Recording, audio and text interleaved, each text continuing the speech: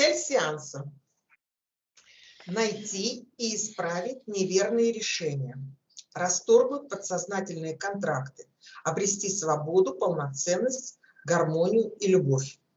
Аспекты. Первый. Наталья, дочь. Во время беременности я нашла 10 рублей и не стала искать того, кто их потерял, но постоянно думала, правильно ли я поступила. Я решила рожать ребенка в том же роддоме, где родилась сама. В 6 утра у меня отошли воды, я поехала в роддом. Когда записывали в приемной, то у меня были схватки. В обед меня покормили, потом дали касторку, чтобы я самостоятельно очистила желудок. Весь день с ребенком внутри меня я наблюдала страдания, боль, слезы других беременных. Я пропустила всех рожающих женщин. Под вечер ушел врач. В это время в мою квартиру без приглашения приехала подруга Нелли и занялась сексом с Робином. Мне сделали в роддоме стимулирующий укол, и он немножечко подействовал на меня. Перед родами, и я уже пошла рожать. Перед родами без белого халата зашла какая-то молодуха. И на мои вздохи она мне грубо сказала: «Закрой рот». Она самодовольно улыбалась, а я была беспомощная как-то ей что-то в ответ сделать или сказать. Акушерка Галина с молодухой болтала о своих делах и принимала ребенка. Мне сообщила: «Это мальчик». «Нет, что-то не выросло, это девочка». В этот момент у меня были смешанные мысли, эмоции и даже растерянность, так как я обрадовалась мальчику, потом удивилась, что девочка. Робину в гордыне хотелось мальчика. Он даже проспорил дружкам и сбрил свои усы. А я испытывала сильнейший материнский инстинкт, очень хотела ребенка и не думала о том, кто родится. Дочь унесли и сделали ей прививку. Папа дочери был не чернокожим, а метисом с кожей не темнее, чем у южных народностей. Дочь родилась белокожая, но работники роддома ходили на нее смотреть, как на ребенка от иностранца. Думаю, что это все ее пугало, а мамы не было рядом. Когда выписывались, то подарили подарки кому-то, но не всем. И какая-то баба, работница роддома, успела на лестнице мне сказать, что у ребенка не в порядке пупок. Я со слезами забрала дочь. Робин дома увидел новорожденную и сказал: «Какая некрасивая». Набрал еды и уехал к Нелли. Это ложь. Дочь красивая, особенно была маленькая, очень красивая. При обходе молодая медсестра не понимала, что же не в порядке с пупком, но чтобы подстраховаться, сказала неделю не купать ребенка. Когда через неделю я в истерике привезла дочь в детскую больницу, то мне сказали, что с пупком все хорошо, не нужно искупать ребенка. Имея такой опыт рождения, моя дочь рожала своих детей не в роддоме, а в частном доме, в присутствии мужа, меня и повитухи. Я дважды увольнялась с работы и приезжала к дочери, чтобы присутствовать при рождении внуков и их первых годах жизни. 2 ведьмы в автобусе в дороге предсказывали, хотя я их не спрашивала об этом, что роды внучки будут очень тяжелые, с плохими последствиями. На что я сказала: нет, все будет хорошо. И так это было. Прививки внукам никто не делал. Принимаю решение убрать негативные воздействия на дочь с самого зачатия, во время беременности и родов. Убрать прививку, не показывать сразу после роддома дочь Робину, чтобы с самого зачатия дочь знала, что она красивая, полноценная, уверенная в себе и может в любой момент отменить ужасные удары антимира. Может жить здесь и сейчас в радости и любви. Принимаю решение зачать дочь от родственной души, родить в своем частном доме, дать дочери заботу отца, карму источника зла и антимира. Лада и Ратмир. У меня и внуков общее высшее «Я». До того, как Владимир стал мужем моей дочери, у него в подругах была Ира. В Израиле в ответ на мои мысли о телегоне от Иры я увидела на небе удивительный узор, сотканный из облаков в виде множества пересекающихся линий. Принимаю решение убедиться, что на внуках нет генетической энергии Иры. Если есть, то предложить внукам своим светом очиститься от телегонии Иры, так как внукам не нужна генетика чужого рода. Принимаю решение объяснить в эфирном пространстве Ратмиру, что зависимость от игр в телефоне приводит к потере энергии и превращению в биоробота. Что я люблю его и Ладу, и уверена, что он может отказаться от игровой зависимости, найти себе друга, а Лада – подругу, которые чисты душой и способны на дружбу. Третье. Возврат энергии достатка. Родители говорили, что лучше быть бедными, чтобы спокойно спать. А я постоянно говорила, что у меня нет денег, и я не могу себе позволить достаточно пищи и одежды. Десятилетиями мне снятся сны о том, что много еды, пируют, но на меня нет тарелки и ложки, нет места за столом, что кто-то съедает мою порцию. Последний сон.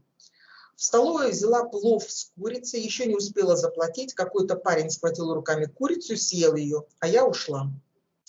13 лет не живу в своей квартире, но постоянно трачу средства на борьбу с тараканами.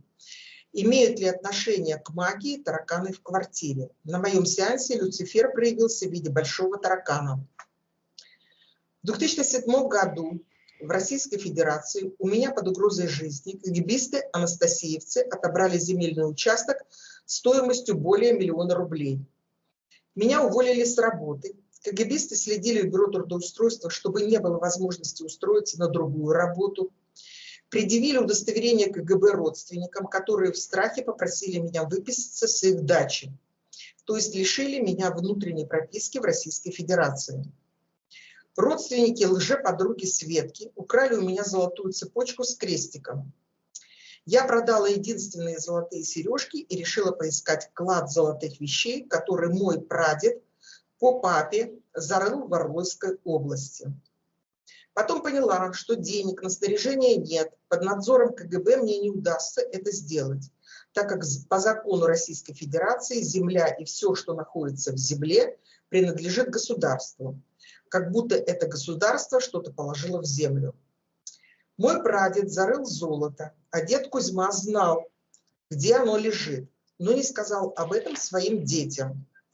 Потому что прадед и дед заботились о своем роде и не хотели, чтобы кто-то из рода во время революции, войны и советского времени погиб из-за этого золота.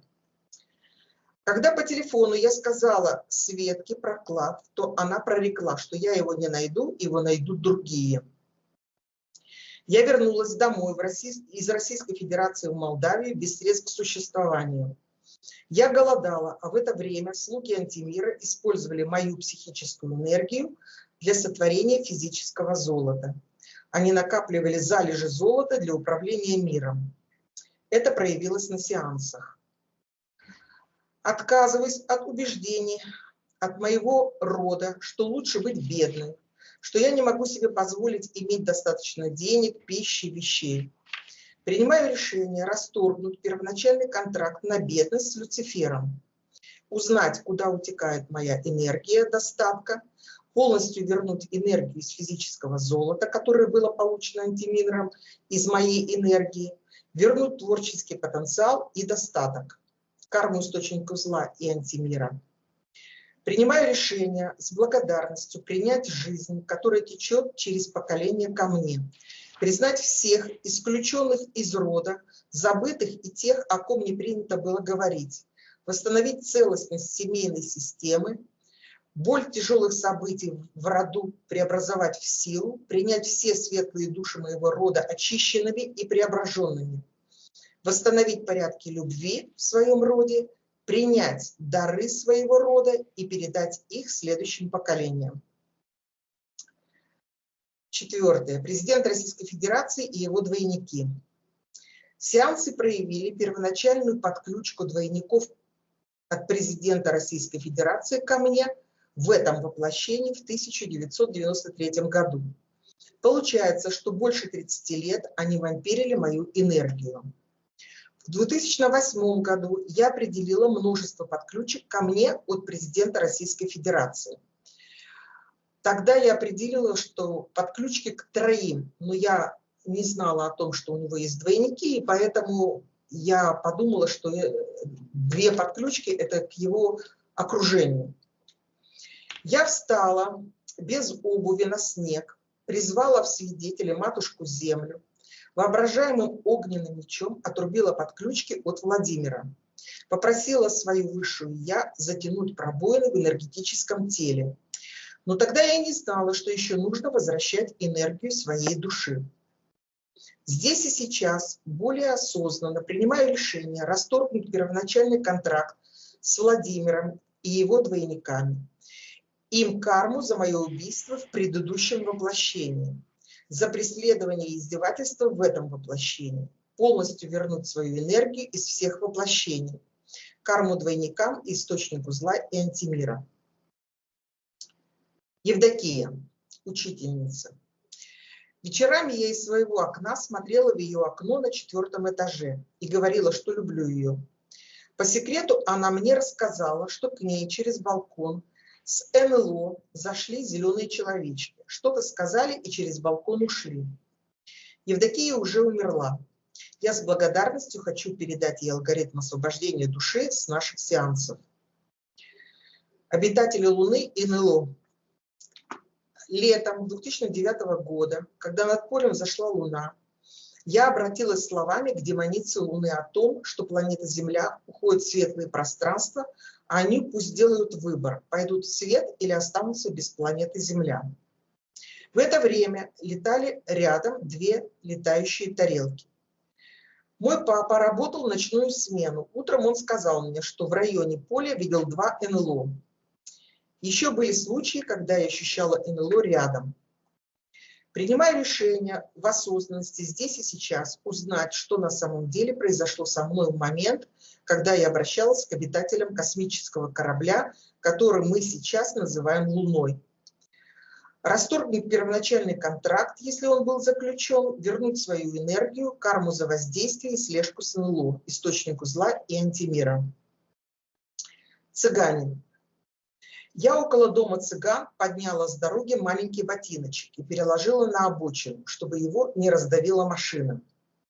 Если он был подброшен специально с магией, то принимаю решение вернуть всю магию цыганам с кармой. Шевчет и албанцы. 18 лет у меня в Югославии был курортный романчик с албанцем Шевчетом. Потом еще 1,5 года переписки, у него были мои фото и вещи.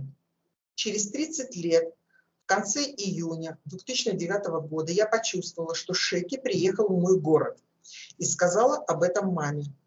Потом увидела албанцев, которые нагло и с вызовом смотрели на меня. Шеки прошел мимо меня, я не остановилась и не заговорила с ним. Я позвонила маме и специально сказала, что уезжаю с Шеки. Это была коллаборация. Во сне я увидела Шеки рядом с престолом, в котором сидел бог смерти. Я получила знак, что буду избита, но тогда я не знала, что нужно обратиться за защитой к Первотворцу. Начались энергетические удары, и я ощутила, как полностью пропала моя энергия. Внутри темнота и пустота. Ужас от исчезновения энергии внутренней пустоты привел меня к реке для совершения самоубийства. От этого решения и действия я уже очистилась. Свою душу и энергию я вернула на предыдущих сеансах. Ночью, когда я выплыла из реки и решила в таком состоянии дальше продолжать жить, то в кварталах ночного города ко мне подъехала машина, и албанец на ломаном русском языке спросил, как проехать к дневному кафе на набережной. Отказываюсь знакомиться с Шеки и от коллаборации с антимиром. Принимаю решение узнать, какую роль тогда выполнял Шеки и албанцы. Если был в любом воплощении заключен первоначальный контракт с Шевчетом, то расторгнуть его, очистить все свои пространства от Шевчета, полностью вернуть свою энергию, карму источнику зла и антимира. Очищение от энергии мертвой женщины. В 2016 году в качестве няни ребенка Иры я была в Израиле. Мы жили в квартире, где можно было пользоваться всем. Я, как в магазине, померила несколько пар обуви хозяйки квартиры, а потом по оставленным фотоальбомам и религиозным вещам я поняла, что нас обманули, что все вещи остались после умершей женщины. Принимаю решение в том моменте заменить проживание в лучшей квартире, если есть, то очиститься от энергии мертвой женщины. Вифлеем. В храме Рождества Христова в одной из колонн были отверстия. Мне кто-то сказал, что можно всунуть туда пальцы руки и загадать желание, что я и сделала. Иерусалим. В храме гроба Господня к плите, под которой якобы располагалось место погребения Иисуса, прикладывала голову, крестик и загранпаспорт. Стена плача в Иерусалиме. На женской половине стены плача я оставила в камнях записку с желаниями. В Израиле купила красную бережную ниточку. Принимаю решение узнать, что на самом деле произошло со мной в этих местах. Отменяю решение засовывать пальцы в колонну, прикладываться к иконам и плите, всовывать записку с желаниями, покупать красную ниточку. Принимаю решение вернуть свою энергию, если была потеряна, расторгнуть контракты, если были заключены. Да, хотел спросить о Наталье. Это вот последняя неделя после последнего сеанса у тебя что-то изменилось? Ты чувствуешь, что... Я стала Да. радостная. Я смотрю, вы знаете, у меня такое впечатление, как будто бы я немножко в другой реальности. Вот в плане того, что меня как-то мало волнует вот все то, что раньше задевало. Я как-то по-другому вижу людей, по-другому все. Конечно, изменилось. Вот. Это радостно. Потому что была какая-то иллюзия, этой иллюзии не стало, все стало на свои места. Вот. И это дает свой результат. Это дает свой результат. Я не такая трагичная, вот, потому что у меня было пролито так много слез за мою жизнь, что это уму непостижимо. А сейчас я думаю, а зачем плакать? Надо просто-напросто менять эту жизнь, вот и все. Вот. И я стараюсь самосовершенствоваться. Что-то получается, что-то нет. Виктория, ты в эфирном пространстве. Мгм. Что ты видишь? Ну, услышала голос. Кто-то говорит, она за 7 печатями. Я спросила, кто говорит? Слышу ответ. Нелли. И вижу, в секторе магии магический ритуал делает со свечой. Задувает свечу. Считывается Хорошо. узница наказание. Рядом вижу, как будто бы лежит мужчина, как будто бы так вот он смотрит на это, как бы присел, ну, не присел, а рукой опирается вот так, смотрит на нее. Сейчас я посмотрю, что он видит.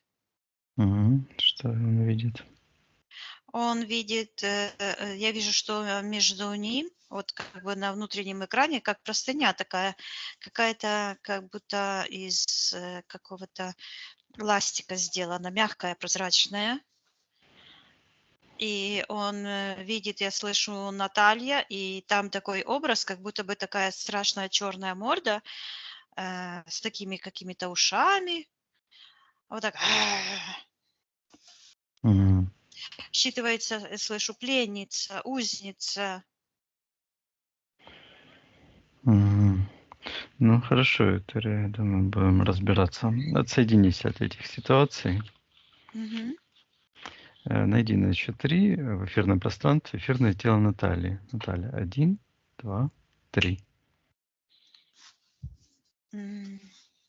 Я ее вижу. Энергосфера большая, плотная. Вот эта морда, которую я увидела, черная, она по сравнению с ней вот такая маленькая, где-то вот здесь находится. Вот. Правая нога, на правой ноге считывается чулан. Как будто бы это как я смотрю, мне идет ответ бурок. Бурок. Бурок. Ну, как валенок такая штучка. Бурка. Да, Вот. понял. И идет, я слышу отверстие и вижу такая, как нить, даже не нить, а как будто бы крючок такой, гачок, я слышу, крючок, который вот сюда вот так вот как бы продел, тянется тоже в сектор магии, считывается Нелли. Мгм. Да, хорошо, Виктория. Считай эфирное ДНК Натальи. Она ли это?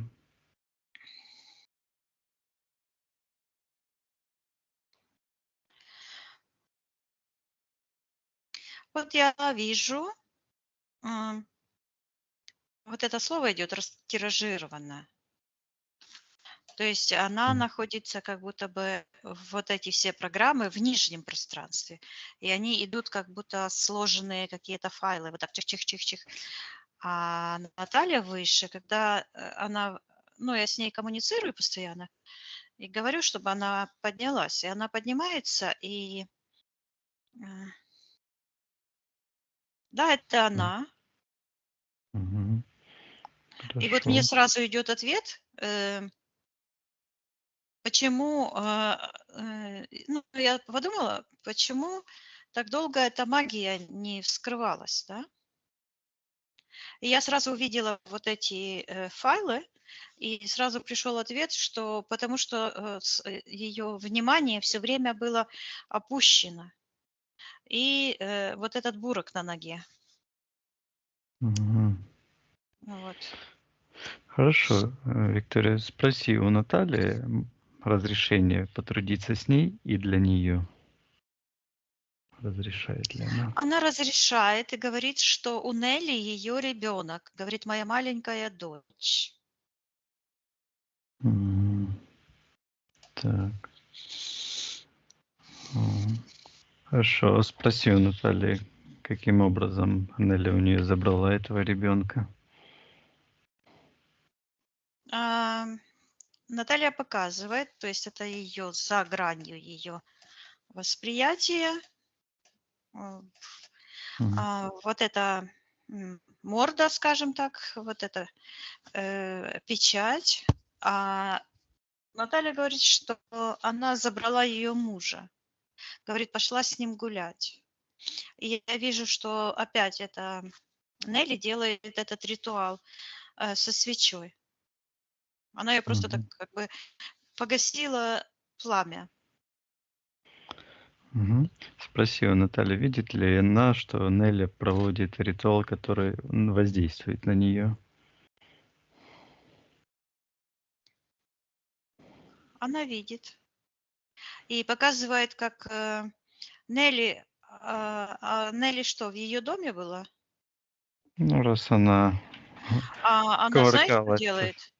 Да, она вот так вот, как будто бы шухляды открывает, ищет, я слышу, биоматериал, и нашла как бы кусочек чего-то. То ли ногтя, по-моему, ноготь. Мгм. Для чего? Ну, она находится в секторе магии, это Нелли приказывает, Да. и Нелли отвечает, что она делает в пространстве. Наталья, зачем она ищет этот материал? Она говорит, что ей нужен волос. И я вижу, как она эту волосинку как бы сжигает над этим пламенем. И такая превращается в такую черную субстанцию. Этот волосочек крутится так. А она шепчет, делает ритуал, и с этой волосиночки она делает вот этот морду эту. А потом ее Наталья муж видит эту морду, и у него отвращение к Наталье. Мгм. Считывается гипнотический ритуал, магический гипнотический ритуал. Так. Отвержение жены. Мгм. Она читает из бумажки с какой-то. Хорошо. Что хочет Наталья сделать по отношению к этой Нале? Хочет ли она приказать ей забирать всю эту магию, колдовство? Наталья смотрит вот изнутри, я смотрю как будто бы вот так вот. и она видит вот эту крючок. Он как рыбу ловит на такой крючок. Мгм. Вот. И Наталья говорит, что этой Нелли. Нелли нужно убрать, говорит, ее когти. И Мгм. я вижу, как этот муж в этот момент хватается за гениталии, и вот эти черные когти этой Нелли, вот так вот, как будто бы схватили его за пенис. Да Мгм. уж, карму никто не отменял. Мгм. Хорошо, проявляем на свет эту магию этой Нелли. Если Наталья хочет, пусть приказывает убрать этой Нелли все ее действия, магию, ложь, колдовство. Я вижу, как Наталья смотрит таким взглядом на эту Нелли, и эта морда отклеивается от Натальи и просто в лицо. Ну, у Натальи, ну, прилепить этот ярлык невозможно, да? Был как Мгм. будто бы вот где-то в пространстве, но не на ней. А вот эта магия вернулась к этой Нелли, и эта черная морда просто к ней как ляпнет, и коготь такой черный, как этот крючок, что рыбу ловят, просто ей в сердце, бобух. Вот, а этому ам, эти когти из у этого мужа ее, как будто бы вы так выхватили эту всю его штуку. И я вижу, Мгм. как это так так быстро-быстро, как вихрь улетело в сектор интерферентов.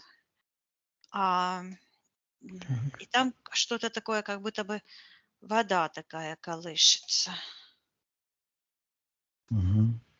Ну, Я передаю Наталье, что она может вернуть свою энергию всю потерянную, приказать этой ведьме забирать все ее колдовство и всю магию, а также применять к ней.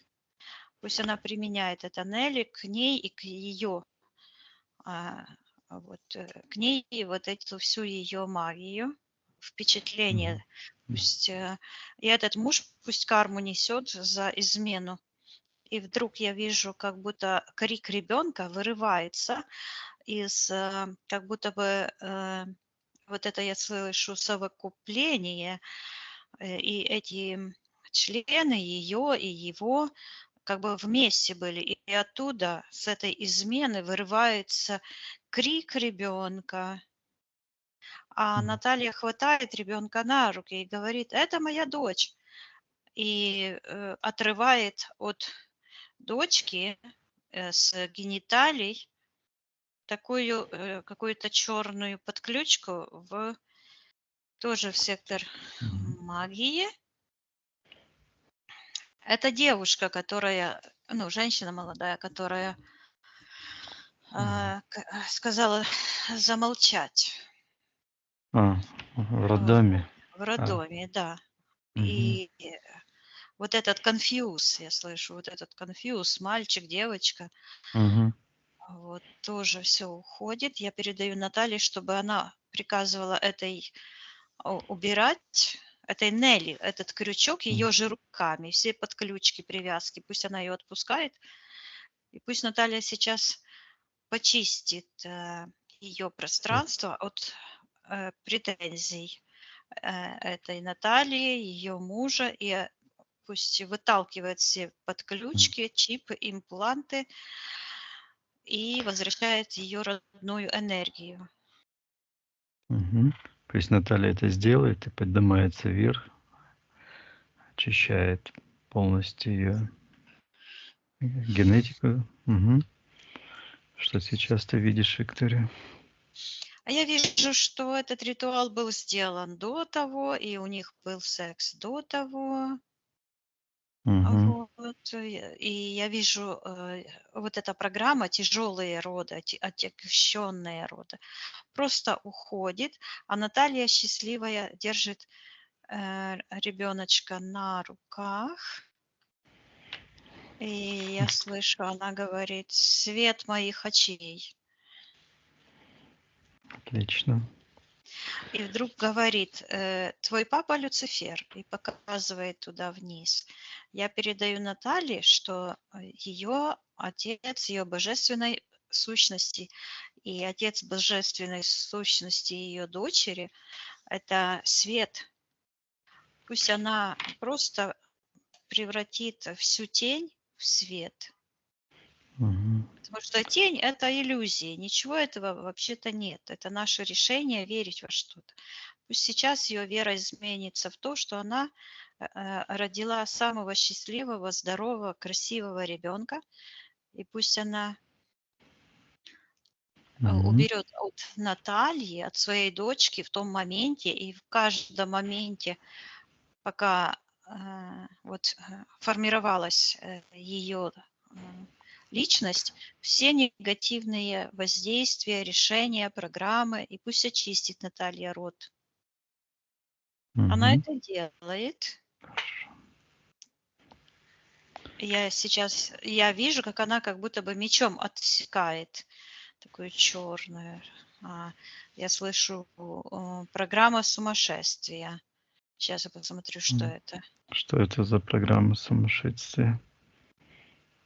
Это вот этот газлайтинг со стороны ее мужа и этой подруги, так называемой.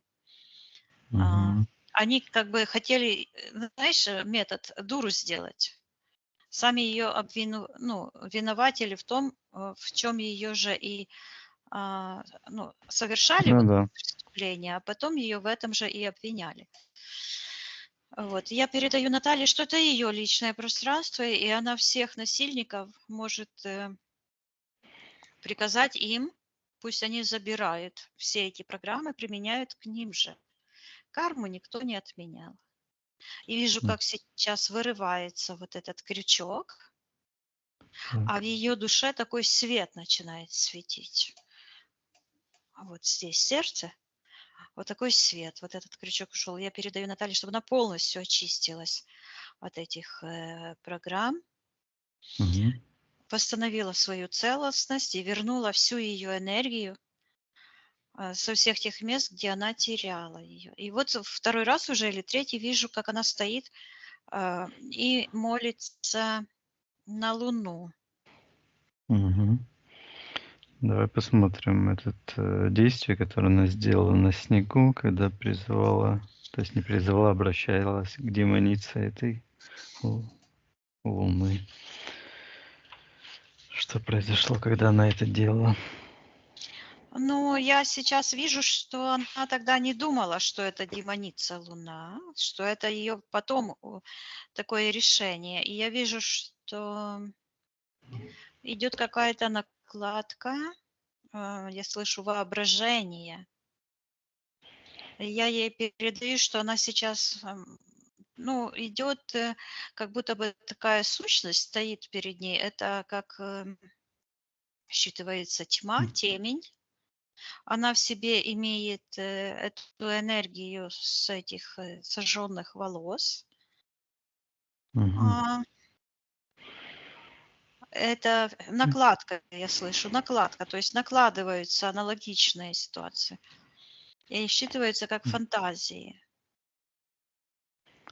А как повлияло на Наталью то, что она это говорила, обращалась? Я вижу, что эта программа вот навешивать ярлыки. Она вот навешивает ярлыки на эту женщину, сказала на нее как это, молодуха, на Луну Мгм. дьяволица, да? Мгм. И это все имеет негативное влияние на формирование ее сознания. То есть это прицепки, получается, она как бы прицепляет еще больше к себе. Это нужно, то есть это проекция внутреннего, я слышу, дисбаланса, внутренней дисгармонии, неуверенности в себе. Мгм. То есть вот это ее навешивание ярлыков, это есть какая-то э, зацепка, почему она так поступает? Я слышу искаженная рефлексия. Мгм. Сейчас я найду эту причину искаженной Мгм. рефлексии. Посмотри, Виктория. О, вижу в детстве. Она маленькая, совершенно маленькая, такая, такое полненькая, щечки такие. Кушает, как будто бы варенье кушает. И замазала личико. Мгм. А мама ей что-то говорит, ну, неприятное. Как отреагировала Типа Наталья на слова замазура мамы? или что такое. Мгм. Она обиделась, она совсем крошечка, она обиделась и плачет. Мгм. Ручки вытирает о платье, пухленькие пальчики. Мгм. А мама еще больше сердится. Мгм. Что решила Наталья, исходя из этой ситуации? Я слышу, я плохая, Мгм. недостаточно хорошая. Мгм. И вот это и темень, я слышу, темень, вот эта темная энергия, темень. Сейчас посмотрю, почему это так называется, темень. Мгм. Посмотри, Виктория, почему эта энергия называется темень. Она как крючок такой вот. Мгм. Я слышу, что зашла в подсознание через теменную долю. Мгм. Вот. Это вот этот родничок, который на Да, черепе. Мгм. да. И вот так как будто бы из-под тишка я вижу, как эта проекция, похожа как этот, знаешь, наутилус, да? Ракушка. Мгм. Ракушечка, да, только это идет от сектора интерферентов. И вот так вот, как будто бы с левой стороны, то есть формирование программ, и зашло вот сюда, и потом вот так через печень, и вот так как бы из-под тишка, из заднего хода, то есть вот так и сзади, незаметно. Мгм. Проникла. Да, да. Так, Виктория, вот эта сущность или энергия, темень, она зашла в Наталью, когда она с мамой, вот этот был разговор, или Да, она раньше? обиделась, да, она Мгм. обиделась, она приняла решение, что она, я слышу, недостаточно хорошая, нехорошая. Мгм. А кто хозяин этой сущности, этой темени? Приказываю проявиться, хозяина этой темени, приказываю в соответствии эфирной ДНК проявиться. Я вижу, что это эгрегориальная структура, и в секторе магии стоит ее мама. И у мамы именно вот это на правой ноге такой вот этот башмак, типа как считывается Бурка. бурок, Мгм. бурка, какой-то как будто самодельный, да, и оно как одно целое. Считывается как родовая память, сигналы рода. Мгм. То есть это эгрегориальная структура. Сейчас я Так, посмотрю, кто? тянется ли она еще куда-то. Да, Мгм. она соединяется с другими мирами, с другими эгрегорами и в других пространствах, уже в общих, как будто бы сцепление происходит. Это такое тюх-тюх, такие цок-цок-цок-цок со многими другими эм, эгрегориальными структурами, которые формируют одно большое пространство, которое считывается как эго. И тут же я вижу ам, Мгм. Что вот ты это видишь? противостояние, как вот это и есть эта тьма или антимир, как мы говорим, но оно все начинается внутри человека, и потом уже формируются большие универсальные на уровне универсального вот эти эгрегориальные структуры, и там кто-то запутался, как будто бы в паутине, кто-то светлый. Посмотри, Виктория, читай эфирная ДНК. Кто это такой? Наталья, Она там как, знаешь, как это, как птичка с лицом Мгм. Натальи. Она там запуталась в этой тени, Мгм. как эти паутинки. Мгм. А что она там делает? Спроси у нее. Ищет путь домой, Мгм. соединение ищет, говорит, с собой и с первотворцом жизни. Мгм. Дорогу ищет свою.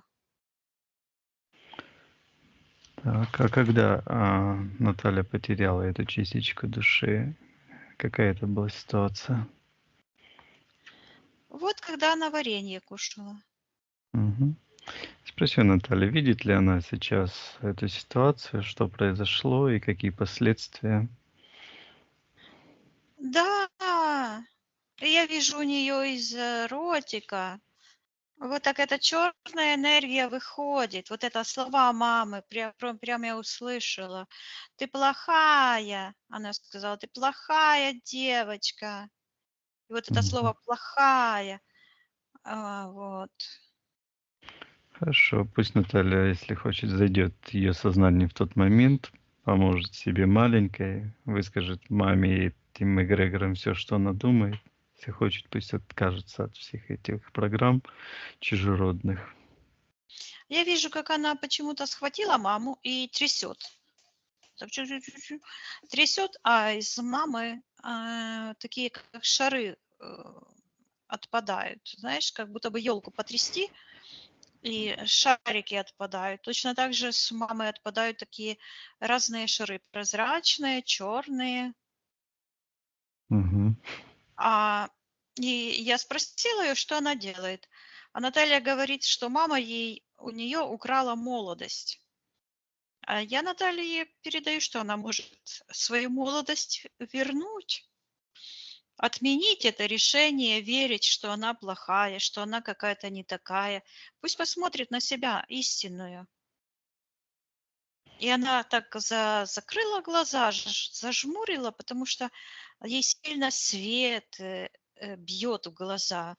Я, когда сказала посмотреть на себя истинную, то она не может посмотреть. Глаза закрывает и так смотрит, хочет посмотреть в Мгм. сектор первотворца. Там она истинная. И вот я вижу ее истинную. Она вся буквально свет, и вот так переливается красиво. Все вот так идет. Мгм. Я такой красоты еще, наверное, не видела никогда. Вот так идет. И ангел такой, у нее крылья. А она, ее эфирное тело, это как совокупность всех этих программ, этих личных обид, этого всего. И Мгм. она вот так стоит, голову угнула, вся как бы почерневшая, и глаза закрыла, потому что она привыкла к тьме. Она все это держала в себе. Я ей передаю, что это чужое, и пусть она посмотрит, просто позволит этому свету светить, потому что она мешает. Ее личные убеждения мешают растопить этот антимир внутри нее. И она так в сторону встала, Мгм. а ее высшее я как будто бы говорит с ней и говорит, посмотри только, ну типа постой, посмотри. Мгм. И говорит, а я покажу тебе. И показывает эту, то есть я ее вижу в трех субстанциях или инстанциях, или как это сказать, В ипостасях. проявлениях. Мгм. Вот, смотри, вот это она, эфирная ДНК, вот высшее я, там внутри, внизу запуталась ее энергетическая сущность, принятые решения, я слышу. А высшее я говорит, постой, посмотри, то есть постой, ничего не делай, посмотри. Мгм. Что показывает высшее? А высшее я показывает, как вот эта вся паутина, которая вот ее там как паутина, только у паука такая плоская паутина, а это такая объемная. Вот. Как оно все свет светит, и оно постепенно вот так разрываются эти черные нити, так шух, шух, Мгм. разрываются и освобождается вот так, не вот так сразу, а так постепенно, и протягивает руку. Но вход к высшему я идет через вот это эфирное ДНК, считывается осознанный разум. Мгм. И вдруг Наталья так повеселела, так ей стало радостно, и она протягивает руку правую к своему потерянному потенциалу, и у нее из рук, из пальцев такие черные, как, знаешь, у этих Крюгер или как это такой вот, Когти эти такие да, длинные. такие Мгм. когти, да, такие прямые туда. И М. она так, ей это как будто бы М. огнем жжет. И она так рукой чух-чух-чух. И они отпали и ушли в сектор магии. Так хитро. Кто-то там Хм. хитрый есть.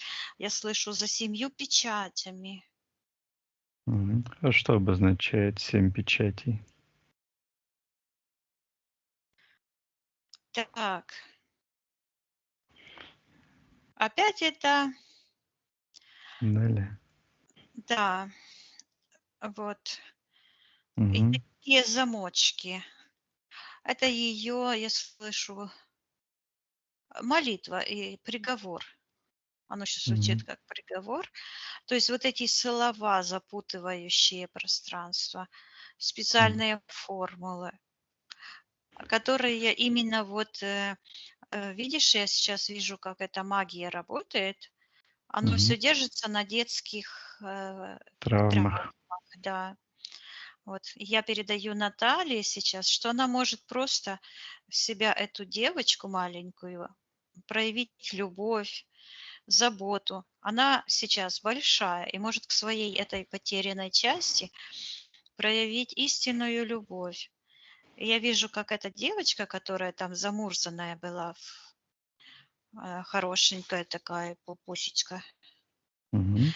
начинает светиться. И платьице становится чистым. И я вижу, она берет ложечку вот так неумело и так кушает. А Мгм. мама говорит: "Умница". Вот, я передаю Наталье информацию о том, что она может найти все те моменты, когда она думала, что она нехорошая, и поменять эту ситуацию, вот как она умница, и Мгм. перестать как бы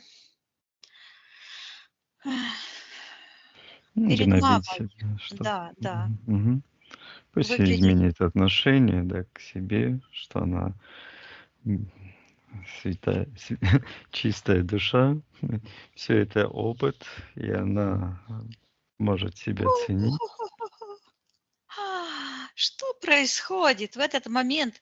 У нее вот там, где она была запутана, такие образовались, знаешь, как будто бы каменные ступеньки с светом, прямо свет льется, и она просто так топ, топ, топ идет по них.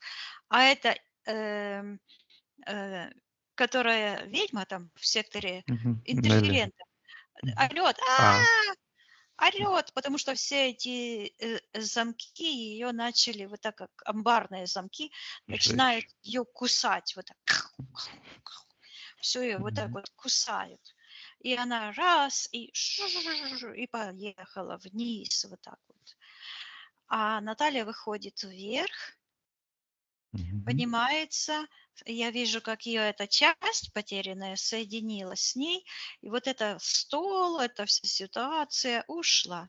Я передаю Наталье, чтобы она сейчас... И вот это из сердца ушло, чтобы она очистила этот свой процессор жизненный и перезаписала свою жизненную матрицу на гармонию, любовь, и распространила эту установку любви, гармонии жизни по конам Вселенной, по конам любви в Мгм. своем личном пространстве и в роду. И она говорит, показывает мне, как она родила ребенка. Говорит: Наташа, и говорит, что она передала ей новую информацию и буквально как будто бы ее кормит. Мгм. Так. И вижу, Мгм. когда она ее родила, она лежит, как будто бы ангел, знаешь.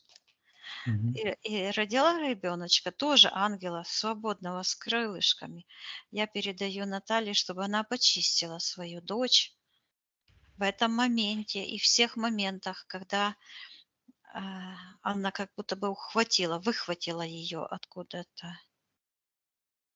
Мгм. А как ее мужа этого звали? Владимир.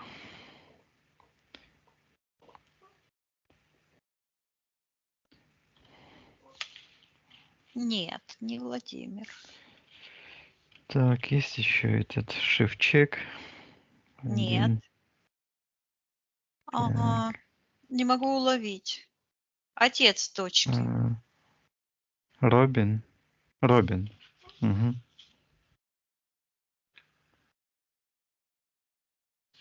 Вот этот муж, который играл, то есть кувыркался с этой Нелли. Да. Да, это он сказал, какая некрасивая. Вот это все. Да, я передаю Наталье, чтобы она ему приказывала убирать все негативные воздействия, всю эту магию по отношению к ней и к ребенку, вот, и освобождала свое личное пространство и пространство ее дочери в том моменте. И во Мгм. всех моментах до сегодняшнего дня, и в прошлом, и в будущем она чистая, светлая душа, а также ее род, ее дочь. Пусть она поблагодарит за рожденную дочь и убирает под ключку эту. И я вижу, как этот, как вихрь такой вот этот, Мгм. который был и он ушел. А вот. Хорошо. Так. Пусть она проверит то, что генетику она взяла через Робина, полностью отторгнет все чужеродное, то, что против кона в Она это жизни. все сделала. Это Нелли говорит, вот Мгм. так держится за лицо, а у нее на морде лица такая, как клякса черная. И говорит, что она уже все отдала. Я передаю Наталье, чтобы Наталья выталкивала все подключки, очищала свою генетику, генетику ее дочери и генетику ее внуков во всех воплощениях, вообще с ее рода, всю магию, все эти подключки пусть отдает карму. Этим Мгм. считываются иждивенцы, ну, вампиры, да. И Мгм. пусть забирает в свой род все то светлое и чистое, которое по праву принадлежит ей и ее роду. Вот, и Отлично. программа вот эта я вижу. Дочь красивая. Мгм. Вот. Отлично. Тоже уходит. Это не красивая уходит, становится красивая, да.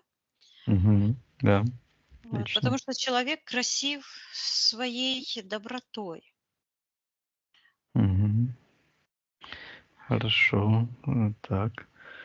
Вот этот весь период родов Натальи, она полностью очистила от чужеродных воздействий, этих там Я вижу акушерок. прививка, да, прививка серого Мгм. цвета в руку. Мгм. Пусть Наталья очистит ее дочь от этой прививки, всю чужеродную энергию пусть отдает обратно, откуда она пришла.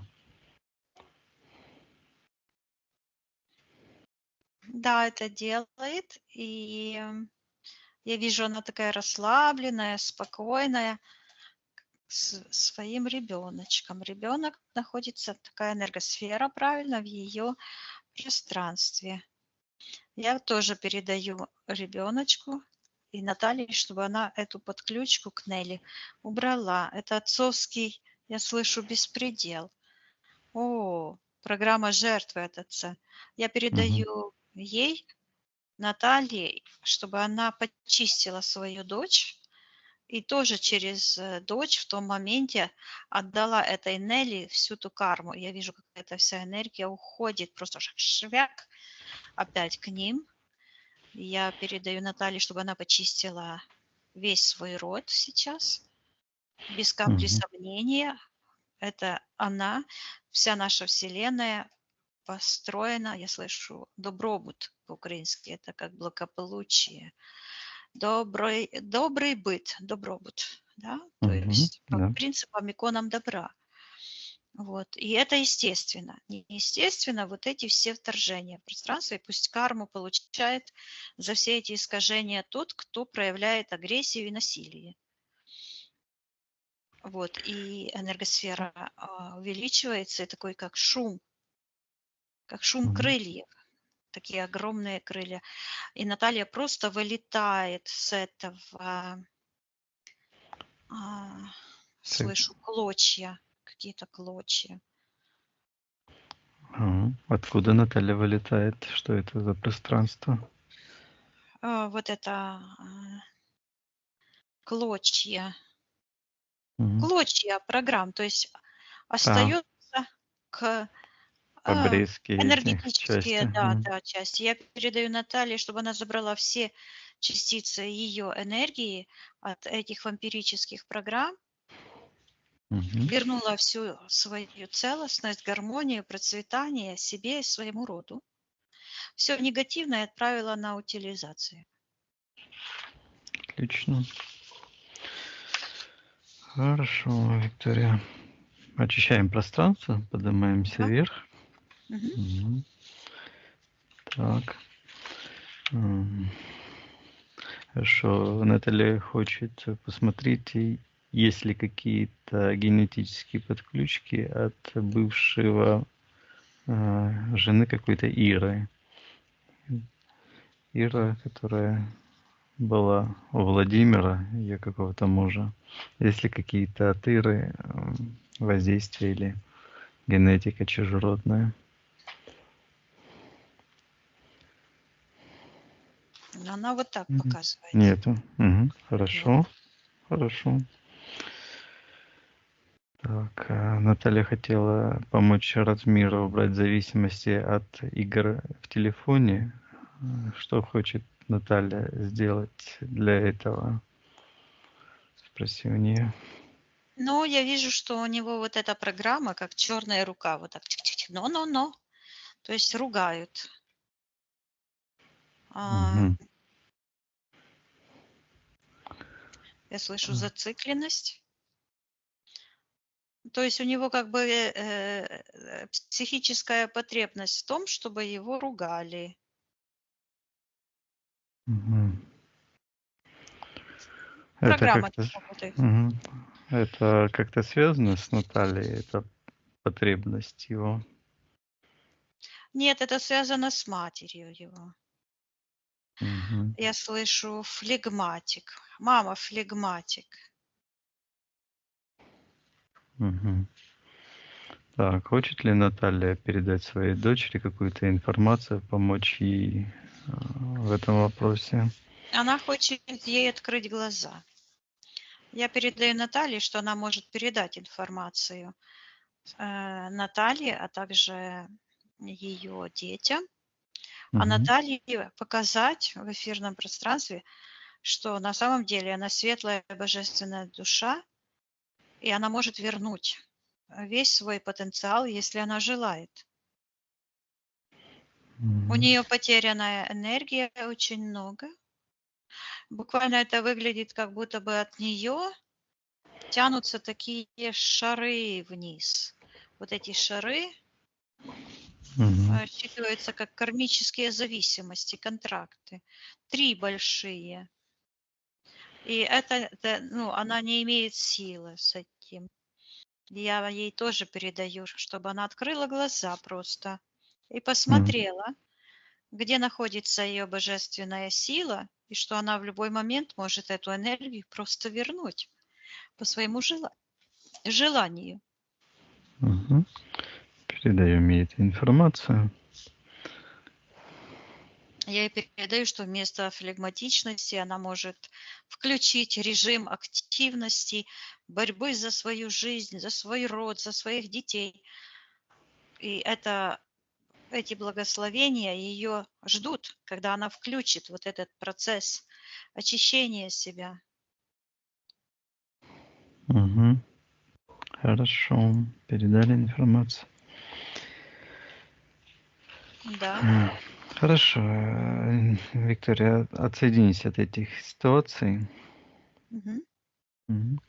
Наталья сказала, что и родители ей говорили, что лучше быть бедным, чтобы спокойно спать. Была ли в тот момент навязана ей какая-то программа? Ну да, я вижу, что на голове как будто бы такое гнездо белое, гипнотическое, гипноз. Мгм. Видит ли Наталья? А считывается оно вот так: не заботься о себе, как будто бы голос шепчет. Не Мгм. заботься о себе, о своем благополучии. Пусти на самокат, я вот так слышу. И вижу вот это тоже анастасиевцы, которые отобрали землю, это ее Последствия. да, модифицированная программа самосаботаж. Не заботься о себе. Мгм. Так, хорошо. Хочет ли Наталья изменить эту ситуацию? Да, она вот это снимает из головы и так вот отдает родителям. Я ей передаю, чтобы она поблагодарила родителей за то, что они родили ее божественную душу, подарили ей жизнь, но она пусть возьмет только ту божественную энергию, которую она получила через свой род от первоисточника, а все Мгм. негативные программы пусть отправляет в портал на утилизацию. И с благодарностью пусть отпускает родителей с их программами негативными, с их всем. Они и передают информацию об освобождении. Мгм. Хорошо, Виктория. Она вот Отсоединись. так, как будто бы, знаешь, это Да. шух, и это гнездо упало. Просто. Мгм. Отлично. Пусть она очищает все последующие события, которые связаны с этим гнездом. Пусть уберет Мгм. весь гипноз из ее жизни и наполнится ее светом. Да. Хорошо. Так, Наталья говорила, что решила искать клад золотых вещей, который прадед зарыл в Орловской области. Э, Есть ли связанные с этим какие-то негативные программы? Ну, кто-то ей говорит, не найдешь. Угу. Приказываю проявиться, кто это и сказал, не найдешь. Какая-то ясновидящая, но она никакая не ясновидящая, она находится в секторе магии, и я вижу у нее такой, как черный клюв какой-то. Угу. Приказывай отвечать, что она делает в пространстве Натальи. Говорит, что убеждает ее. Угу. Не Так, заботиться о себе. О, так. это кто ищет, тот всегда найдет. То есть вот эти негативные программы, не заботиться о себе, как раз нашли в физическом пространстве подтвердителя, который бы подтвердил то, что внутри прописано. Что пусть Наталья приказывает и забирать ее убеждения, ее программирование, гипноз. Пусть призывает силы кармы. А я вижу, что в эфирном плане Наталья как будто бы нашла этот клад и делит среди каких-то людей тоже, родственники, вероятно. Вот так вот на несколько кучек вот так. Мгм. И Спроси у говорит, а это Натальи, мое. с кем это она там делит этот клад. Спроси у Натальи. Она говорит, родственники. Мгм. Хорошо. А я ей передаю, чтобы она вернула то, что по праву принадлежит ей. М. А тех, кто забрал богатство и ее рода, Пусть Карма призывает получает. Силы кармы каждому по их действиям. и вдруг есть- кто-то появляется, какой-то шпион, Мгм. считывается номенклатура. Ага. Программка такая, как в секторе магии, как будто бы такой какой-то человечек, ну, что-то он называется Путин, а выглядит как будто бы из такого металла сделан, как золото. Мгм. Но это не человек. Что это за энергия, Виктория? Посмотри. Сейчас я посмотрю. Я слышу бдитель чужого хозяйства. Мгм. Конспирология. Так, и это все это как трафаретик такой, человек искусственный. От него такая какая-то черная субстанция и считывается как номенклатура Кремля. Я вижу, какой-то знакомый в дверь приходит. Мгм. Так. Это Считывается конспирологическая династия. И подключка идет в сектор интерферента. То есть от Мгм. этого Путина, типа, через сектор магии и в сектор интерферентов подключка. Кто находится в секторе магии, приказываю проявить согласно физической ДНК. А там где люди там заседают, принимают Госдума. Дума. Вот Мгм. вижу эту Госдуму. От этой Госдумы, а перед ними как будто бы такой трафаретик вот этого Путина. Вот. А через эту Госдуму вот так в сектор интерферентов подключка. Мгм. Кто находится в секторе интерферентов, приказываю проявить согласно эфирной ДНК. Там эгрегориальная структура. Я вижу, там этот Ленин лежит в этом гробу, в этой пирамиде.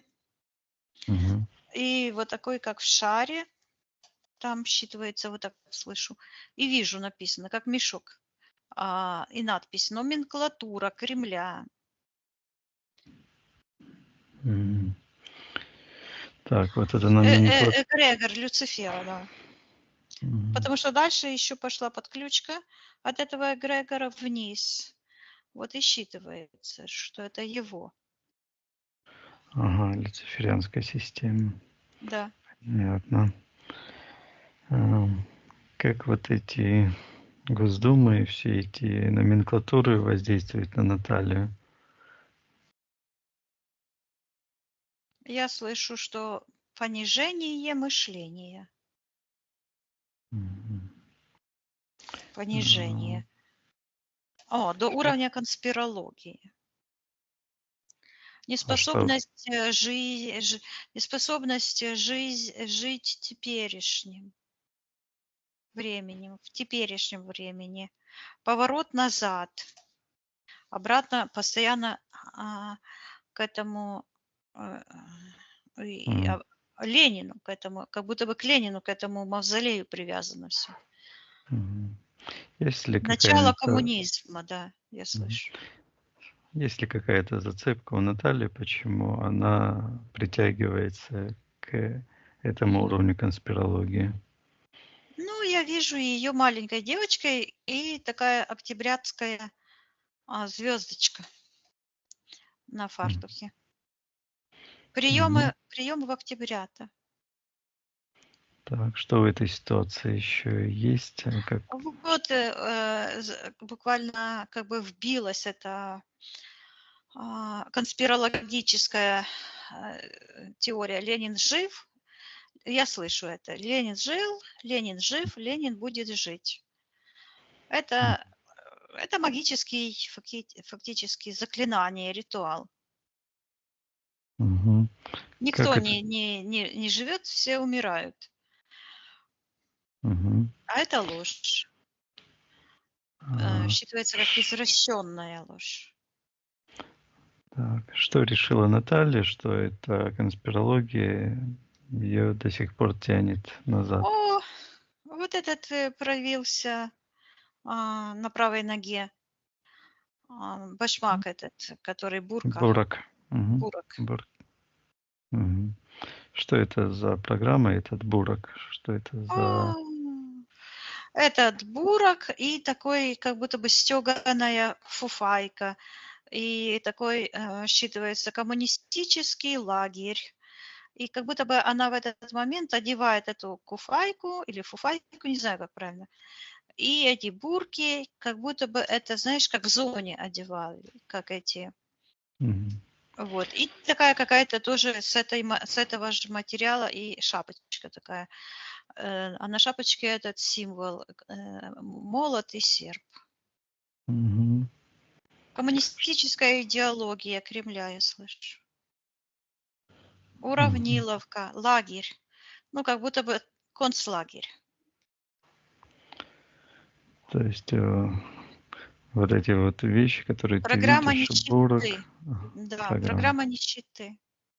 И это все я вижу, имеет сцепление с родовыми программами потери статуса, богатства ее деда, вот с этим богатством, которое она говорила. Мгм. Спроси у Натальи, хочет ли она отменить эти решения, когда она принимала в октябре-то, отказаться от всех негативных программ.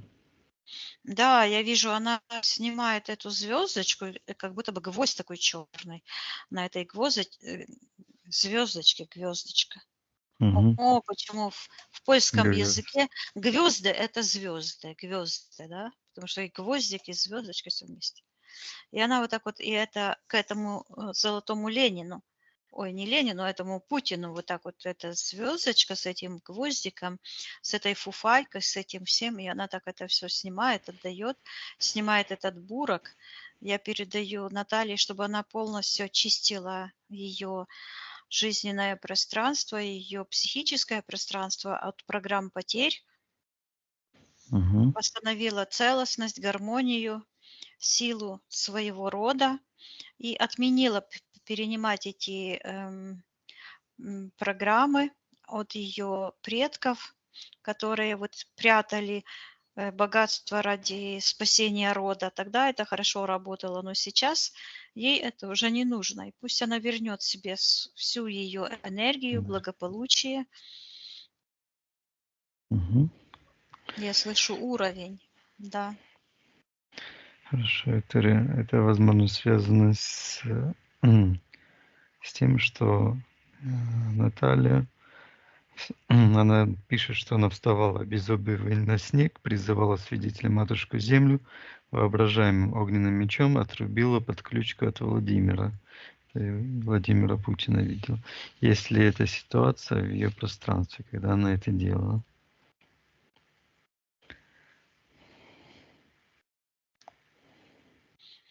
Ну, это считывается, я слышу, ложные воспоминания Мгм. и как будто бы обрывки. э, Мгм. Пусть Наталья очистит эти все воспоминания, оставит опыт. Это знаешь, сейчас я посмотрю, что это за обрывки программ. Посмотри, Виктория, что это за обрывки. Я вижу, что это так не работает, потому что причины не найдены, а как бы отрубить-то отрубила, а причины-то остались. Мгм. Я слышу Понятно. непроработанные догмы. И я передаю Наталье, что это ее пространство, и она сейчас может его очистить, наполнить энергиями свободы, гармонии. Она творец ее реальности, и в любой момент она может выбрать самую лучшую реальность для нее. И она сейчас выбирает здоровье, гармонию, целостность, богатство Мгм. для себя и Отлично. ее рода. Да, она Хорошо. подтверждает, говорит, я выбираю. Мгм. А все Мгм. негативные программы, вот это все, пусть отправляет на аннигиляцию и приказывает этим, я слышу, болезненным воспоминаниям. Вот, пусть она проявит к ним сочувствие и найдет тот потенциал, где потерян. Я вижу, как М. этот дедушка как будто бы вот так выкапывает из земли это богатство, то есть это программа. А мне тоже вот это постоянно последнее время почему-то часто вспоминала, непонятно почему. Мой дедушка тоже в лесу закопал. Он же был это как потом, ну, Мгм. помещик. Раскулачили, да? Раскулачили, да, Мгм. в 45-м. Так, хорошо. Виктория, пока отсоединись от этих ситуаций, которые проработали. Мгм. Была ситуация, когда Наталья у цыганского дома подняла с дороги маленький ботиночек и переложила на обочину. Эта ситуация каким-то образом связана негативно с Натальей? Нет, это считывается сразу доброта. То есть это проявление ее доброты. Мгм. Хорошо, Виктория, отсоединись от этой ситуации. Мгм. Мгм. Наталья хочет отказаться от знакомства с Шевчетом, которым она имела отношение. Посмотри, Виктория, есть ли какие-то негативные взаимодействия у Натальи, какие-то зацепки остались? Считывается лохмотья, то есть обрывки каких-то сценариев непроработанных. Мгм. А, Она вот так сделала, как одуванчик просто сдула. мгм. Я ей То есть передаю, она... чтобы она взяла опыт, поблагодарила всех за М, все, взяла только все позитивное, негативное м, отправила на аннигиляции. мгм. Там были еще какие-то албанцы, которые приезжали и что-то у нее спрашивали, какой-то ресторан. А, Эта ситуация Я как-то... слышу мистика, мистификация. М, И это тоже какие-то служащие. Это мгм, связано было с какими-то госслужащими, но это тоже в ее пространстве уже как будто бы ей пришло время просто это все отпустить, почистить. Я ей передаю, чтобы она это все отпустила, выталкивала все чипы, импланты, подключки и все отпустила. Нечего за это держаться. И очистила все ее пространство от м. этих, это как бы, ну, ну, не нужно уже цепляться за это. Уже этого нет. Все. Хорошо, Виктория. Отсоединись от этой ситуации. Хорошо, была ситуация, когда Наталья была в качестве няни ребенка Иры, была в Израиле. И в квартире, где она жила, она думает, что она использовала обувь умершей женщины и какие-то вещи. Действительно ли это так? Ну, умершая женщина, она же не носила эти. Ее хоронили в ее обуви. Мгм. Есть ли какой-то негатив от того, что она в этой квартире пользовалась предметами, одеждой? Нет, от этого нет, а есть вред от ее мысли об этом. Мгм. Видит ли сейчас Наталья, что эти мысли вредят ей? Это, знаешь, как это считывается, вот эти все мысли, как икона, идолопоклонство. То есть это придавание смысла тому, чего смысл не имеет, например. Мгм. Что хочет Наталья изменить эти ситуации, когда она а, придавала мыслям значение те, Очиститься. которые... Она говорит: "Я чистая, я чистая". Мгм. То есть очиститься от этого. То есть любая ситуация, любой, Ну, вообще любая ситуация, она как бы запрашивает у человека мнение, что Мгм. человек решит. Например, когда кто-то говорил, что там возвращаться домой нельзя. А я всегда смеялась и говорила: "Вертача тричі удача". То есть, если возвращусь, то трижды будет удача. То есть, нужно как бы карты Позитив. крыть. Да, негатив покрыть позитивом. То, что тебе нужно. То есть проявить волю, Мгм. конкретную волю, да. Хорошо, Виктория, отсоединись от этой ситуации. Мгм. Хорошо. Была ситуация, когда в храме Рождества Христова в одной из колонн в отверстие, которое ей показали, типа можно было совать туда пальцы и загадывать желание. Когда Наталья это делала, посмотри, Виктория, в этой ситуации, что происходило с Натальей. Ну, в это время я вижу, что а, сработала как раз негативная программа. Мгм. Потому что, чтобы загадать желание, не нужно ничего никуда совать. А у нее это связалось с тем, как ее муж совал то, что не нужно, к ее подруге. Мгм. А вот так сработала нейросеть, да? Мгм. Потому что желания исполняются в духе, а не в действиях. А это уже магия. А магия связывается с магией. Мгм. Вот. А дух Так. связывается с духом. Когда мы в духе, своей силой воображения, своей силой воли решаем вопросы по конам Вселенной, тогда мы связываемся с первоисточником жизни, с конами гармонии. Мгм. О, я вижу, как ее это обожгло, и она отменяет это решение совать пальцы. Это Мгм. как, я слышу, забубоны. Как же это по-русски будет? Ну, Ну, поверие, суеверие, да. суеверие, да, скорее всего, да, да, суеверие. Так, хорошо. Также она у гроба Господня у плиты якобы прикладывая голову крестик и загранпаспорт. Если она хочет, пусть она также изменит и эту ситуацию. Ну, ну, сегодня такой веселый у нас сеанс. Да. Много энергии позитивной. Она вот так вот смотрит на тебя и говорит: "Да вот же ты".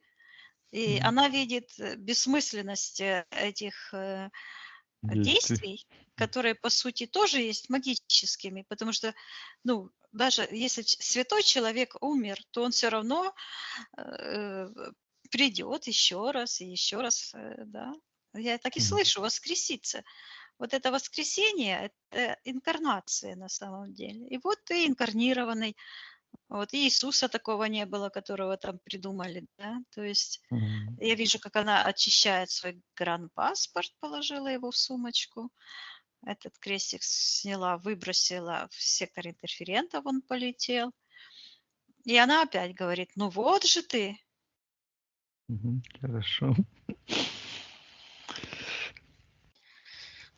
Хорошо, Виктория. Так, еще один случай аналогичный. У стены плача в Иерусалиме. Наталья пишет, что на женской половине стены она оставила в камнях записку с желаниями. И там покупала еще красную обережную ниточку. Пусть она Ну, изменится. ее желание, она вот достает, смотрит, что с ним случилось, а вся бумажка, ну, сгнила, черная. Связалась она ну вот, с нижним порталом. Считывается, мечта умерла.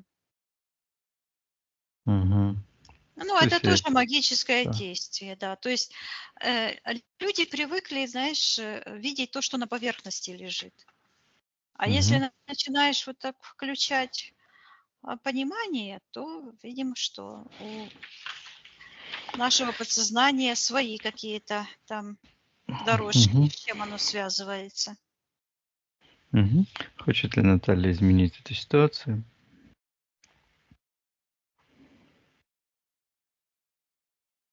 Да. Мгм. Хорошо. Пусть она... Что она делает? Как изменяет? Я слышу без имени. Я сейчас посмотрю. Она говорит, я без имени. Что это Почему я значит? без имени? Ага. Говорит, я без имени. Говорит, что имя отдала дочери. Отдала дочери имя, отдала дочери судьбу. О, это что такое? Что это обозначает? Спросила Наталья. Опять я слышу Нелли. И она говорит, что не дала дочери имени. Мгм. И говорит, что она испугала меня. Я спрашиваю, кто ее испугал? А она показывает тот момент родов. И это тетка, которая сказала мальчик, а потом сказала нет, девочка, что-то не выросло. И в этот момент я вижу, она испугалась очень сильно. Как она своему абьюзеру будет объяснять, что у нее девочка родилась. И я вижу, как это все было наросло как бы на этой ситуации с вареньем. Я вижу, как эта маленькая девочка берет эту банку варенья, как шибанет, прямо вот стеклянная банка, прямо как бы в сектор Мгм. магии. Мгм. И снимает это платьице с этим вареньем, ножкой тупнула и говорит, я так-то есть. И вырастает, вырастает, вырастает. И я вижу, она забирает свою дочь у Нелли. Вот эта информация дошла. Облетела вокруг Земли и Мгм. сейчас дошла. Хорошо, отлично. Я передаю сейчас Наталье, чтобы она дала Наталье, своей дочери, ее имя, а свое оставила себе. Мгм. Вот. Так. Вот это, видишь, проявлялось постоянно, что высшее я у Натальи одно и то же, с ее детьми. У каждого свое высшее я. Мгм. Вот, да, у всех душа одинаковая, то есть дух одинаковый, но высшее я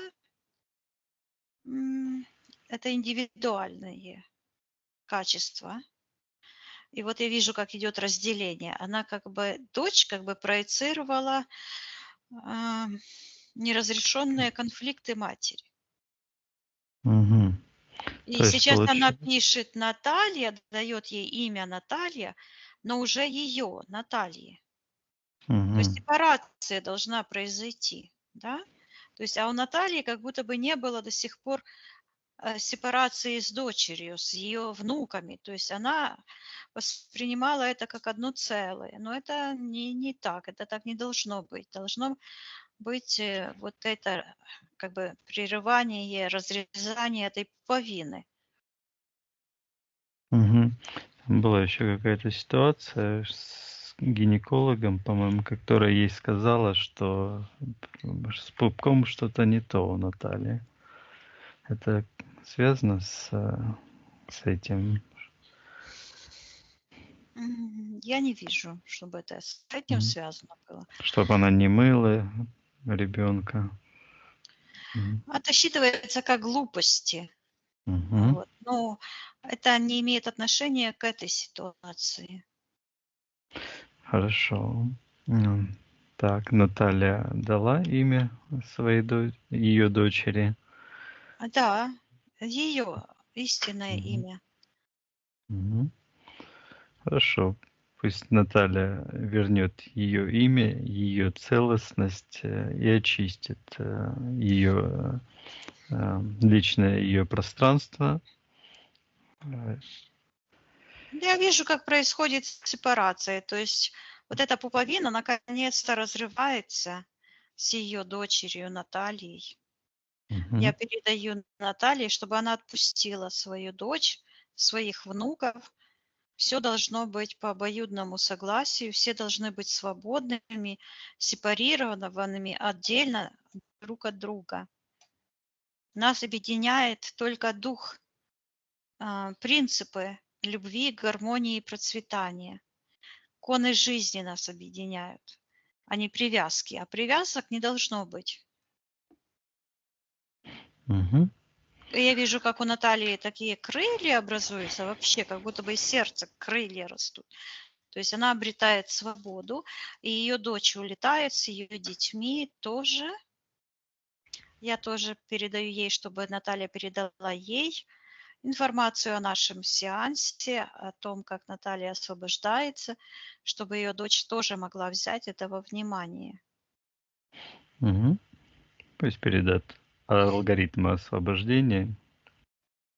Мгм. Хорошо. Так, Виктория, очищаем пространство, отсоединяйся от этих ситуаций. Мгм. Да. Так, да. Еще хочет Наталья посмотреть отношения с ее это у нее учительница Евдокия, которая уже умерла. Она ей говорила, это Евдокия, что якобы к ней через балкон с НЛО заходили зеленые человечки. Я Какое вижу, это? что эта Евдокия находится по отношению к Наталье как бы в секторе духов спереди, под низом. И как будто бы Наталью так хвать, как за галстук, так, что Мгм. Наталью просто вот так согнула и шепчет ей что-то. Мгм.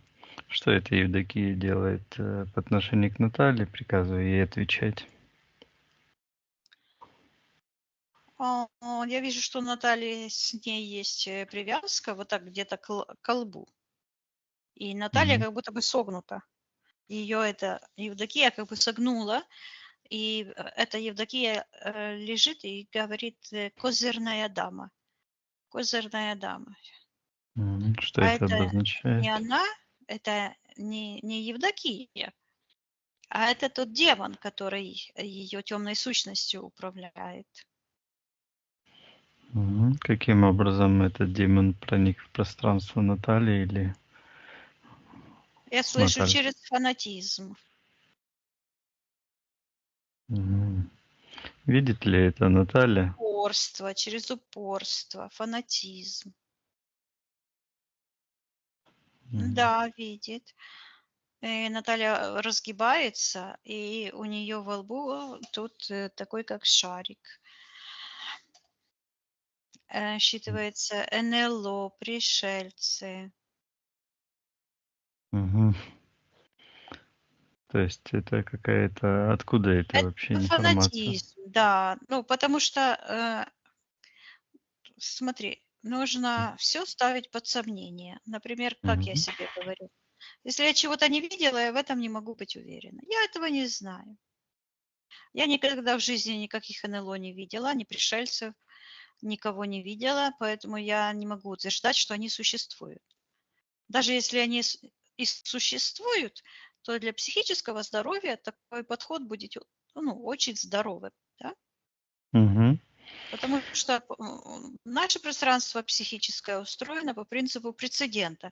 Если один раз поверил в то, чего не видел, тогда легко поверить во что-то другое, в пятое, в десятое. Да. И вот это вот именно доверие, ну, вот это, ну, считывается вот так, фанатизм. Мгм. Так, вот эта привязка к колбу. Когда, Виктория, она образовалась эта привязка у Натальи?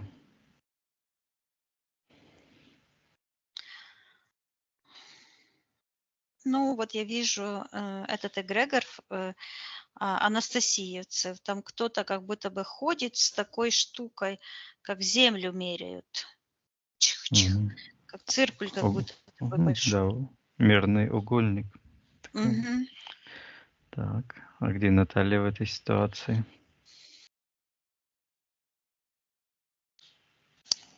Она вот так вот. Я слышу в ожидании. Умиление. Да, но почему-то идет в ожидании проституции. А что это обозначает? Ожидание проституции? Я слышу продать душу за несбыточные мечты. Мгм. Так, видит ли Наталья сейчас эту ситуацию и к чему она привела? Да, видит. Хочет ли она ее теперешним сознанием в этих ситуациях помочь себе и изменить это так, чтобы оставаться Оно тоже свободной? считывается как клочья, да?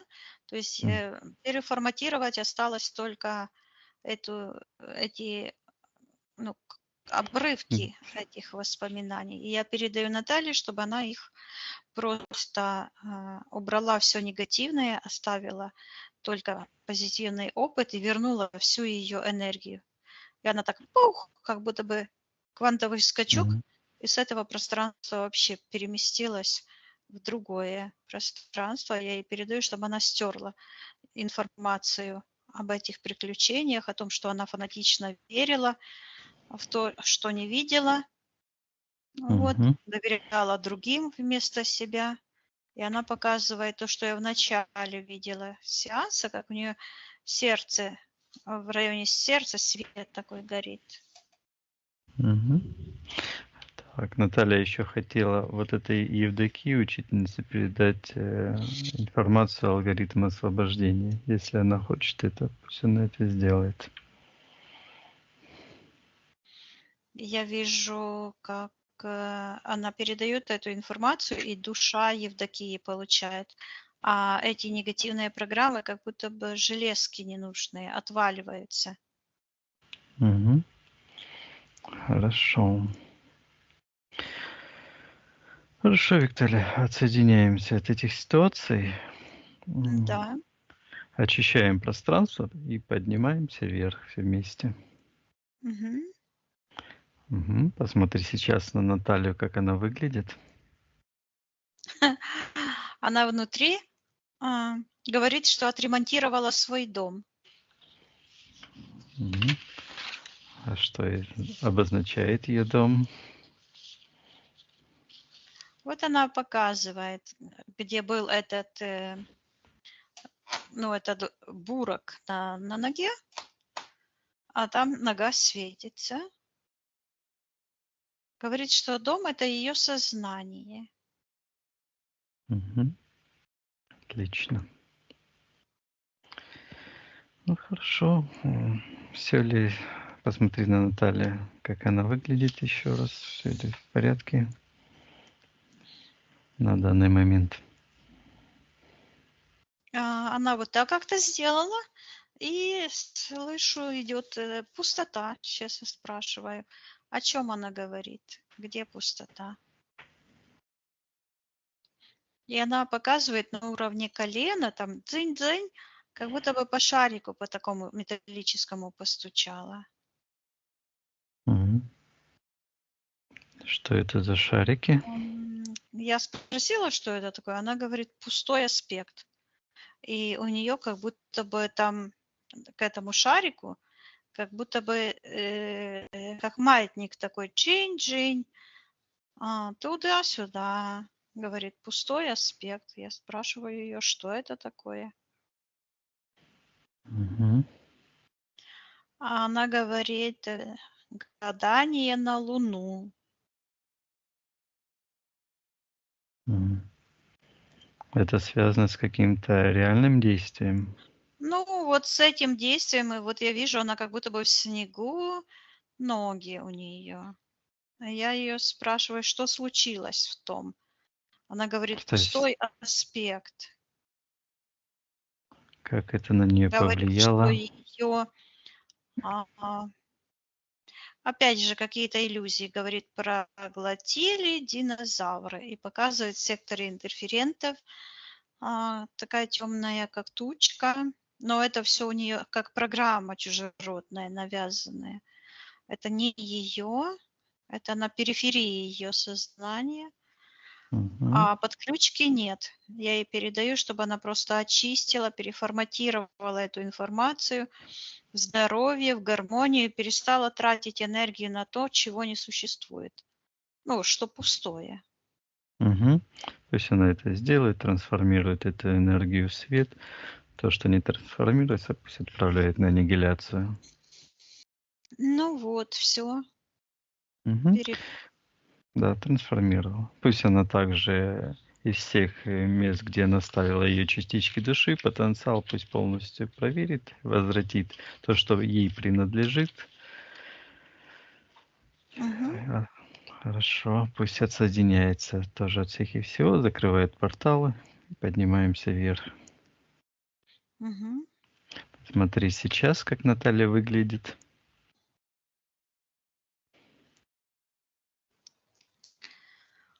Ну, там мама ее проявилась. Мгм. Она Так. почему-то считывается не на месте. Я передаю Наталье, чтобы она передала своей маме благодарность за то, что она ее родила. Вот, Мгм.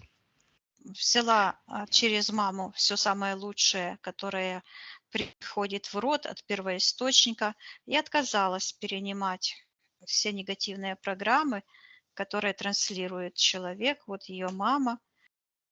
Все находимся в одинаковом Мгм. положении, все несовершенные. Да, пусть передаст матери алгоритм освобождения, пусть покажет, где находится первоисточник жизни, если хочет, пусть она это. Вижу, как она буквально потянула, как розовый такой бантик. Это, Мгм. я слышу, отключилась с любовью от Мгм. эгрегориальной структуры матери. Хорошо. Мгм. О, а теперь нас благодарит уже. Мгм. Хорошо. Спроси у Натальи, Так все ли, сделала. все ли мы сделали для нее на этом сеансе, спроси у Да, нее. да, да, все. Хорошо, мы ее тоже тогда благодарим, прощаемся с ней. Мгм. Хорошо. Виктория, отсоединись от всех и всего, Да, поднимись максимально вверх и проверь твое личное пространство. да, все чисто, все хорошо. Наполняемся энергией любви, жизни, гармонии, света. Мгм. Я посчитаю от 1 до 3, ты выйдешь в физическую реальность, где я с тобой разговариваю, и будешь себя чувствовать великолепно. Супер, супер. Из пятого элемента, да? Ну, какой супер. Ну, самый супер. Да. Да, самый. Я Ну, читала аспекты, и я уже их читала без боли.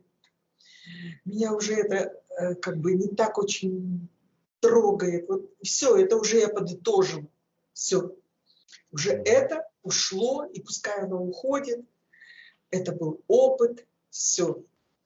Потому что долгое-долгое время это меня очень волновало. А сейчас я говорю, что от одного сеанса к другому мне становится все более радостнее, спокойнее. Это уже меня не так волнует. Вот. И все. Идем дальше, вперед. Есть какие-то новые интересы, есть новые задачи. Вот. И я занимаюсь сейчас освоением квантового перехода в лучшую реальность. Вот. И я считаю, что все очень хорошо.